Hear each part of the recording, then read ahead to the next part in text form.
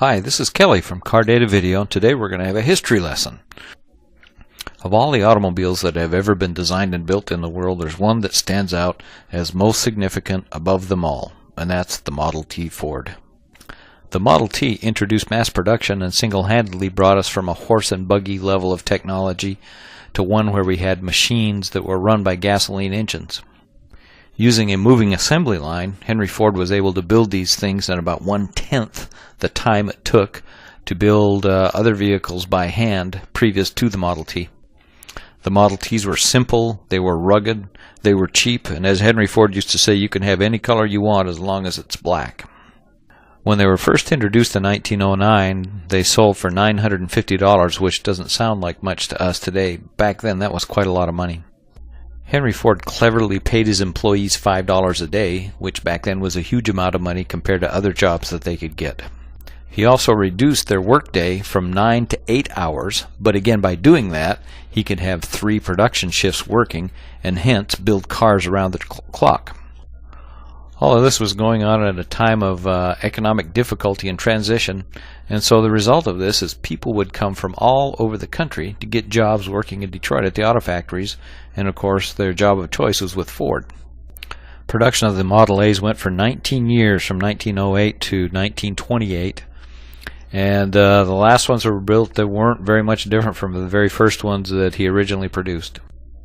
They had wooden spoked wheels with metal rims pressed on them. You can see here what they're doing is hand filing the spokes to make them smooth so they can be painted. The engine was a ridiculously simple, by today's standard and light, 177 cubic inch, which is 2.9 liter, 4-cylinder engine, which produced 20 horsepower. The vehicle weighed about 1,200 pounds, depending on which body style you got, and would be good for about 40 to 45 mile an hour top speed, and it had 2 forward gears.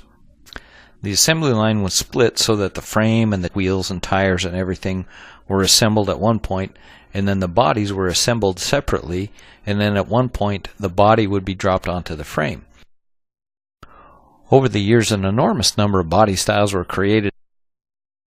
You had a touring car, a roadster pickup, a ton truck, a closed cab ton truck, a coupe, a 2-door, a 4-door, a center door, a station wagon, and a convertible. Pretty versatile vehicle.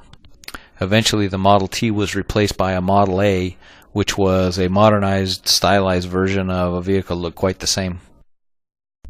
Highland Park was the first modern assembly plant, and is where the Model Ts were produced. And just like today, when they're done being assembled, they're driven off the assembly line. But look at these vehicles as they come out. Look at all the different body styles, many of which we read, and these are all just different versions of Model Ts. Finally, after 19 years of production, Henry Ford had actually built almost 15.5 million Model Ts, and they were by far the most popular and most plentiful vehicle on the road.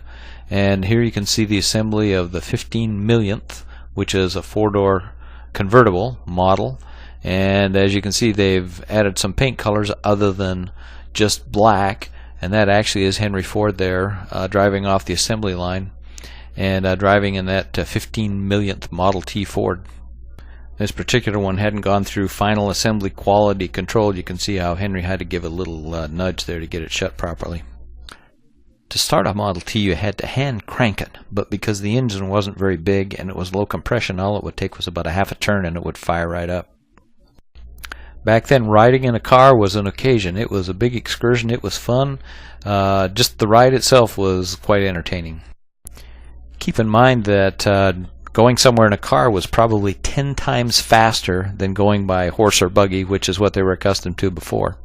Back then, cities were just developing, and most of the roads were terrible, especially the country roads. And so the Model T had to be built in such a way where it could handle anything, all the way from no road to city roads, and it actually did a very good job of that. Most of the country roads were mud roads or dirt roads, and in the city there were no snow plows. If it flooded, you had to ford it, and so you just had to deal with all the stuff, and the Model T was miraculous at being able to handle almost any road condition you could imagine. So here you've got the original Ford Model T, the great-great-great-grandparent of most every car you see on the road today. This is Kelly from Car Data Video.